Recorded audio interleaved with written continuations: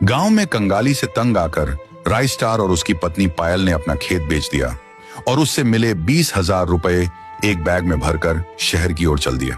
उनके पास बस कुछ जोड़ी कपड़े, थोड़े पैसे और आंखों में बेहतर जिंदगी के सपने थे। दोनों एक सुनसान रास्ते से गुजर ही रहे थे कि अचानक सन्नाटे को चीरती हुई एक बाइक पर 2 नकाबपोश आदमी उनके ठीक सामने अड़ाकर खड़े हो गए। राइस्टार कुछ समझ पाता उससे पहले ही एक गुंडे ने अपनी कमर से पिस्तौल निकाली और सीधे राइस्टार के माथे पर सटा दी और कहा, ज्यादा होशियारी मत दिखाना, जो कुछ भी है चुपचाप हमारे हवाले कर दो, वरना इस बंदूक की 6 गोलियां तेरी खोपड़ी के आर पार कर दूंगा। डर और बेबसी में दोनों ने अपने पास का सारा पैसा और बैग उन गुंडों के हवाले कर दिया। गुंडे बैग छीनकर ठहाके मारते हुए अपनी बाइक पर सवार होकर वहां से रफू चक्कर हो गए। अब राइस्टार और पायल के पास एक फूटी कौड़ी भी नहीं बची थी। शहर की भीड़ में बिना पैसों के सरवाइव करना नामुमकिन था। हार मानकर बैठने के बजाय राइस्टार ने पास के जंगल में रहने वाले बाबा थूंग थूंग के पास जाने का फैसला किया। जब वे बाबा के पास जा पहुंचे तो बाबा ने उनकी हालत देखकर कहा, आओ बच्चा, बैठो। तुम्हारी आंखों का खालीपन बता रहा है कि तुम बहुत बड़ी मुसीबत में हो।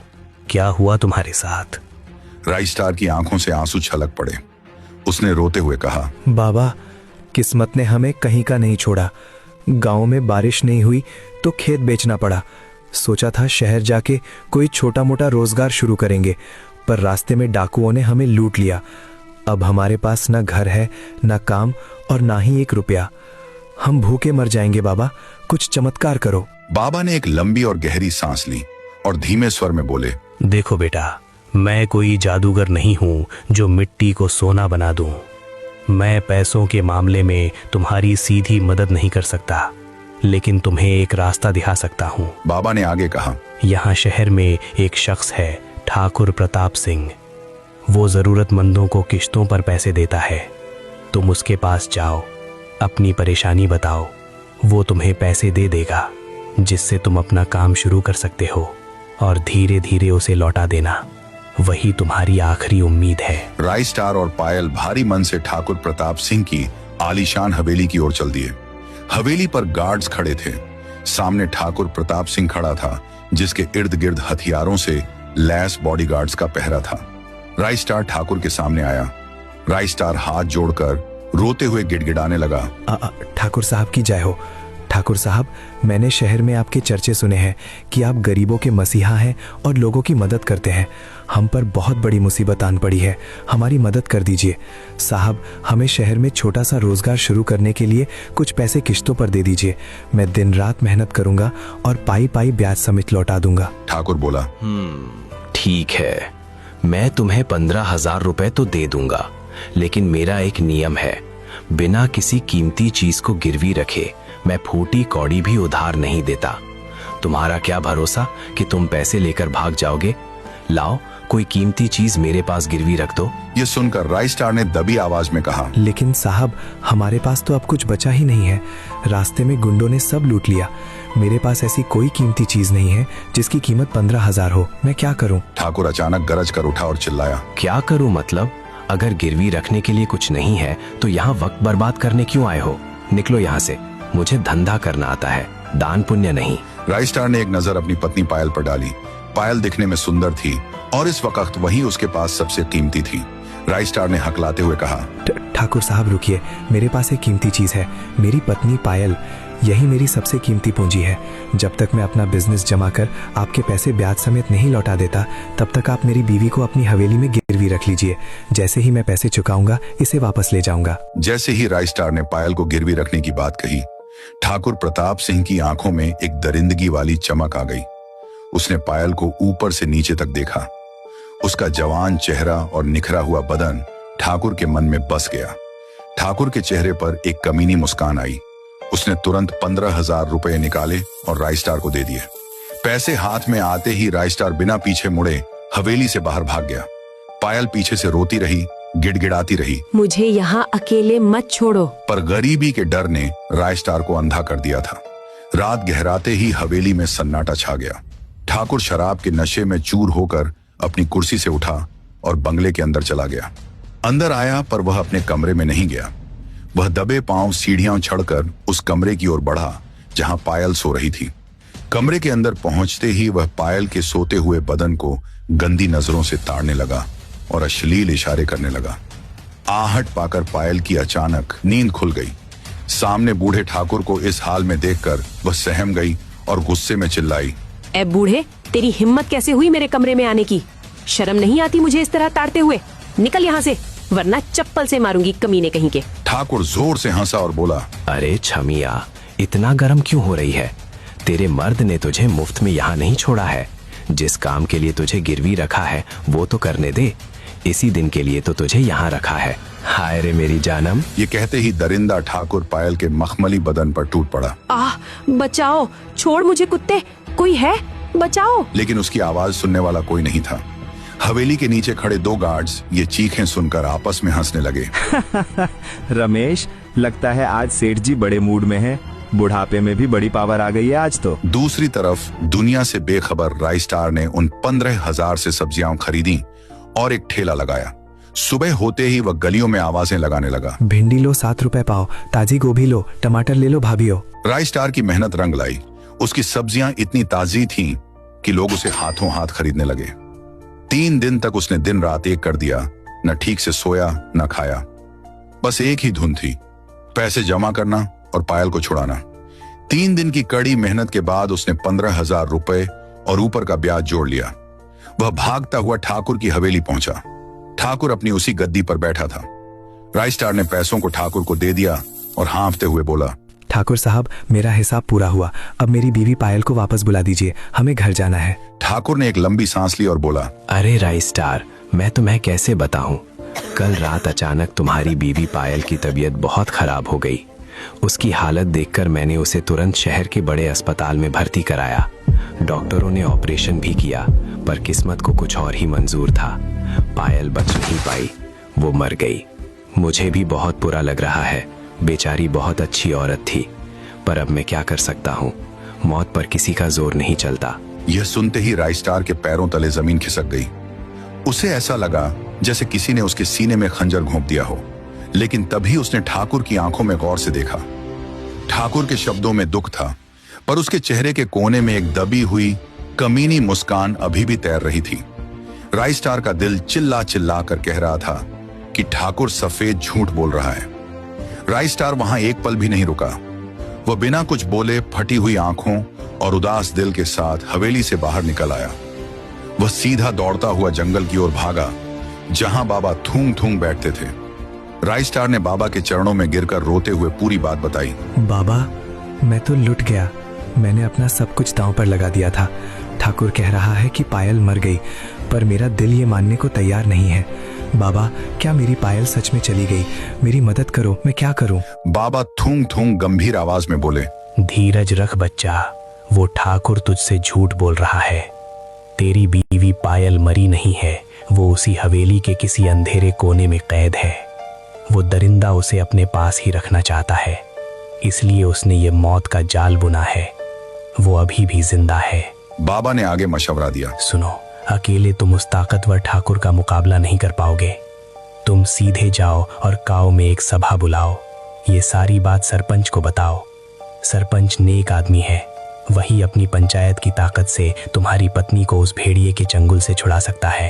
राइस्टार ने आंसू पोंछे और वह बिजली की तेजी से सरपंच के घर की ओर दौड़ पड़ा। अगली ही सुबह गांव में एक सभा बुलाई गई। एक तरफ सरपंच और उनके सामने राइस्टार हाथ जोड़कर खड़ा था। राइस्टार ने भरी आंखों से चिल्लाते हुए अपनी आप बीती सुनाई।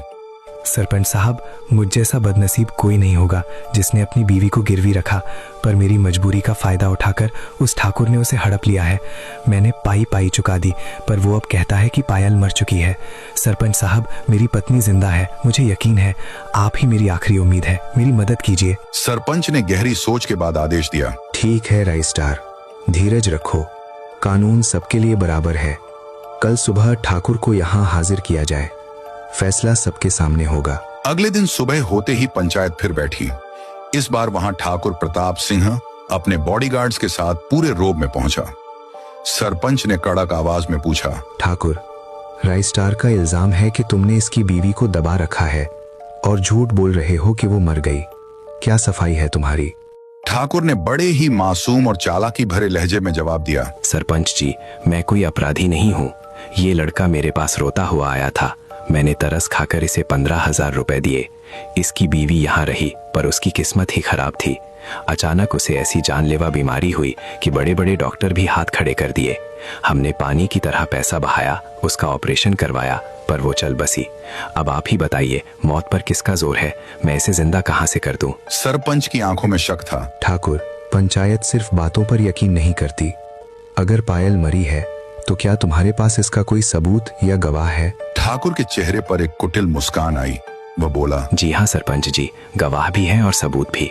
वो डॉक्टर जिसने पायल का आखिरी दम तक इलाज किया, वो खुद यहाँ आकर गवाही देगा। और तो और मेरे पास वो 2 आदमी भी मौजूद है जिन्होंने अपनी आंखों से पायल की लाश को शमशान भूमि तक पहुंचाया और अपने हाथों से उसका दाह संस्कार किया। वही पायल का आखिरी सफर था सरपंच जी। ये सुनकर पूरी पंचायत में कानाफूसी होने लगी, जिसकी वजह से सरपंच भी सोच में पड़ गए। उन्हें लगने लगा कि शायद ठाकुर सच कह रहा है। सरपंच जी ने एक लंबी सांस ली और राई स्टार को भारी आवाज में कहा, बेटा राई स्टार, हमें तुम्हारी हालत पर दुख है, लेकिन ठाकुर ने डॉक्टर और गवाहों की बात कही है। अगर तुम्हारी बीवी अब इस दुनिया में ही नहीं रही तो हम कानूनन कुछ नहीं कर पाएंगे। कुदरत के फैसले के आगे हम सब बेबस हैं। यह सुनना था कि राई स्टार के पैरों तले जमीन खिसक गई। उसका दिल मानो किसी भारी बोझ के नीचे कुचल गया हो। वह वहीं जमीन पर बैठ गया और फूट फूट कर रोने लगा। नहीं सरपंच साहब, वो झूठ बोल रहा है। मेरी पायल मरी नहीं है, प्लीज मेरी बात मानिए। उसने बहुत मिन्नतें की, बहुत चिल्लाया, पर पंचायत ने सबूतों के अभाव में उसकी एक न सुनी। पूरी तरह टूट चुका राई स्टार रोते हुए और लड़खड़ाते कदमों से फिर से जंगल की ओर भागा। वह सीधा बाबा थूंग थूंग के पास पहुंचा। बाबा वहां ध्यान में बैठे थे। राई स्टार ने रोते रोते सारा वाकया सुनाया कि कैसे ठाकुर ने झूठे गवाहों के दम पर सबको गुमराह कर दिया है। बाबा थूंग थूंग ने धीमे लेकिन सख्त स्वर में कहा, देख राई स्टार, मुझे अपनी शक्तियों और अपने मन पर पूरा विश्वास है। वो ठाकुर सफेद झूठ बोल रहा है। उसने पायल को मारा नहीं है, बल्कि उसे अपनी ही हवेली के किसी गुप्त तहखाने में कैद रखा है।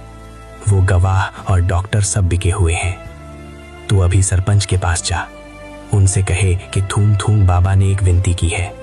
उनसे कहे कि मुझे बस 3 घंटे के लिए सरपंच की कुर्सी पर बैठने दे और फैसला सुनाने का अधिकार दे। मैं दूध का दूध और पानी का पानी कर दूंगा, ये मेरा वादा है। राई स्टार को बाबा की शक्तियों पर अटूट भरोसा था। उसने बाबा का आशीर्वाद लेकर एक बार फिर सरपंच के घर की ओर दौड़ लगा दी। राई स्टार दौड़ते हुए सरपंच के पास पहुंचा और हांफते हुए बोला, सरपंच साहब, इंसाफ का एक रास्ता अभी भी बाकी है। जंगल वाले थुंग थुंग बाबा ने कहा है कि अगर आप अपनी गद्दी उन्हें सिर्फ 3 घंटे के लिए सौंप दें तो वो इस केस की सच्चाई सबके सामने ला देंगे। बाबा पर मेरा अटूट विश्वास है। साहब, प्लीज मेरी ये आखिरी विनती मान लीजिए। सरपंच जी ने कुछ देर सोचा, फिर नरमी से कहे, ठीक है राई स्टार, अगर थुम थुम बाबा जैसा ज्ञानी पुरुष इंसाफ करना चाहता है तो मुझे अपनी कुर्सी देने में कोई ऐतराज नहीं। तुम उन्हें आदर के साथ ले आओ। अगले दिन गांव के चौपाल पर एक बहुत बड़ी सभा बैठी। वादे के मुताबिक सरपंच अपनी जगह से हट गए और बाबा थूंग थूंग बड़े ही शांत और गंभीर चेहरे के साथ सरपंच की कुर्सी पर विराजमान हुए। बाबा थूंग थूंग ने अपनी भारी आवाज में आदेश दिया, पंचायत की कार्यवाही शुरू की जाए। सबसे पहले उस डॉक्टर को फौरन दरबार में पेश किया जाए जिसने पायल का इलाज किया था। हमें उससे कुछ जरूरी सवाल पूछने हैं। कुछ ही देर में ठाकुर के आदमियों के साथ वह डॉक्टर पंचायत में दाखिल हुआ। डॉक्टर के चेहरे पर थोड़ी घबराहट थी, पर उसने खुद को संभाल रखा था। बाबा थूंग थूंग ने डॉक्टर को गंभीरता से पूछा, डॉक्टर साहब, आपने पायल का ऑपरेशन किया तो आपने गौर किया होगा कि उसके दाहिने हाथ में 6 उंगलियां थी। सुना है कि 6 उंगली वाले मरीजों की नसें बहुत उलझी हुई होती हैं। क्या आपको टाके लगाने में परेशानी हुई थी? डॉक्टर को लगा कि बाबा को पायल के शरीर की पूरी जानकारी है। उसने सोचा कि अगर वह हां कह देगा तो वह सच्चा डॉक्टर लगेगा। वह तुरंत सीना तान कर बोला, जी हाँ बाबा, आपने बिल्कुल सही कहा। उसकी 6 उंगलियां थीं, जिसकी वजह से खून रोकना बहुत मुश्किल हो रहा था। हमने बड़ी मेहनत की, पर वो 6 उंगलियों वाला हाथ ठंडा पड़ता गया और उसकी जान चली गई। जैसे ही डॉक्टर ने यह कहा, बाबा थूंग थूंग के चेहरे पर एक विजयी मुस्कान आई। उन्होंने पूरी सभा की तरफ देखा और अपनी आवाज बुलंद करते हुए कहा, मूर्ख, पायल के तो दोनों हाथों में सिर्फ 5-5 उंगलियां ही हैं। उसके शरीर पर कहीं भी कोई छठी उंगली है ही नहीं। मैंने तो बस ये देखने के लिए झूठ बोला था कि तू हाँ में हाँ मिलाता है या नहीं। बोलो बेईमान, जब उसकी 6 उंगलियां थी ही नहीं तो तूने किसका इलाज किया? तूने तो उसे देखा तक नहीं। तूने सिर्फ ठाकुर की रिश्वत खाकर एक जिंदा औरत को कागजों पर मार दिया। फिर दूसरी बार दरबार के अंदर वो 2 आदमियों को बुलाया जिसने पायल को ले जाकर जलाया था। बाबा थूंग थूंग ने उन दोनों गवाहों से फुसलाते हुए पूछा, बेटा, तुम दोनों ने तो बहुत नेक काम किया है, पर एक बात बताओ, जब तुम पायल की लाश को शमशान ले जा रहे थे तो उसके गले में जो सोने का बड़ा सा हार था वो तुम दोनों ने आपस में बांट लिया या ठाकुर साहब को वापस कर दिया? ये सुनकर उन्हें लगा कि शायद थूंग थूंग बाबा सब जानते हैं। मैं हाँ में हाँ कर देता हूँ। वे एक ही सुर में चिल्लाकर बोले, वो हार तो हमने ठाकुर साहब की तिजोरी में रखवा दिया था। जैसे ही ये शब्द निकले बाबा थूंग थूंग जोर जोर से हंसने लगे। बाबा ने अचानक अपनी हंसी रोकी और कड़क कर बोले, इंसाफ हो गया, ये दोनों महा झूठे हैं। पूरा गांव जानता है कि राय स्टार और पायल तंगी की वजह से यहाँ आए थे। अगर पायल के पास सोने का हार होता तो क्या राय स्टार अपनी बीवी को गिरवी रखता? वो उस हार को ही गिरवी रख देता। जब पायल के पास कोई हार था ही नहीं तो तुम दोनों ने क्या बांट लिया और क्या तिजोरी में रख दिया? तुमने तो लाश देखी तक नहीं है। गवाहों के चेहरे सफेद पड़ गए। उन्हें समझ आ गया कि बाबा ने उन्हें फंसाने के लिए हार का झूठा जाल बुना था। वे बोले, माफ कर दो सरपंच साहब, बाबा हमें बख्श दो, हमने कोई लाश नहीं जलाई। ठाकुर साहब ने हमें डरा धमका कर और थोड़े पैसे देकर ये झूठ बोलने को कहा था। पायल मरी नहीं है, वो तो अभी भी हवेली के तहखाने में बंद है। ये सुनते ही राय स्टार की आंखों में चमक आ गई। अब यह तो साबित हो गया था कि पायल अभी मरी नहीं है, बल्कि वह अभी भी बंगले के तहखाने में बंद है। पंचायत में गवाहों और डॉक्टर की पोल खुलने के तुरंत बाद बाबा थूंग थूंग और राय स्टार बिजली की तेजी से ठाकुर प्रताप सिंह के बंगले की ओर दौड़े। बंगले के आलीशान फाटक के पास पहुंचते ही बाबा थूंग थूंग ने अपनी भारी और सख्त आवाज में दहाड़ते हुए चिल्लाया, अरे ओए झूठे मक्कार ठाकुर, जरा बाहर तो आ, तुझे मैं बताता हूँ, निकल बाहर। बाबा की कड़क आवाज पूरे बंगले में गूंज उठी। ठाकुर प्रताप सिंह, जो अब तक खुद को सुरक्षित समझ रहा था, थर थर कांपते हुए फौरन सीढ़ियों से नीचे उतरकर बाहर आया। जैसे ही वह सामने आया, बाबा थूंग थूंग उस पर बिजली बनकर गरजे, अरे ठाकुर, तेरी चोरी पकड़ी जा चुकी है। तेरे पाले हुए उन गवाहों और उस बिटाऊ डॉक्टर ने हमें सब सच बता दिया है। अब खेल खत्म, जल्दी से पायल को बाहर लेकर आ। और हाँ सुन ले, पंचायत के फैसले के अनुसार तुझे इस जुर्म में 40 साल की जेल की सजा सुनाई जाती है। बाबा अभी ठाकुर को उसकी सजा सुना ही रहे थे कि तभी ऊपर से पायल भागते हुए नीचे आई। अपने पति राय स्टार को जिंदा और अपने सामने देखकर दोनों ने एक दूसरे को बड़े प्यार से कसकर गले लगा लिया। बाबा थूंग थूंग ने सरपंच की शक्ति का इस्तेमाल करते हुए ठाकुर प्रताप सिंह को 40 साल के लिए सलाखों के पीछे डाल दिया। डर और अपनी हार ने ठाकुर का घमंड तोड़ दिया। वह बच्चों की तरह फूट फूट कर रोने लगा। उसे अपनी गलती का गहरा एहसास हो चुका था, लेकिन अब बहुत देर हो चुकी थी। राय स्टार की आंखों में भी आंसू थे। उसने पायल का चेहरा अपने हाथों में लिया और सिसकते हुए कहा, पायल, मुझे माफ कर देना। आज के बाद मैं तुम्हें कभी खुद से दूर नहीं करूंगा। आई लव यू पायल। पायल ने मुस्कुराते हुए राय स्टार के कंधे पर सिर रख दिया और दोनों एक बार फिर गले लग गए।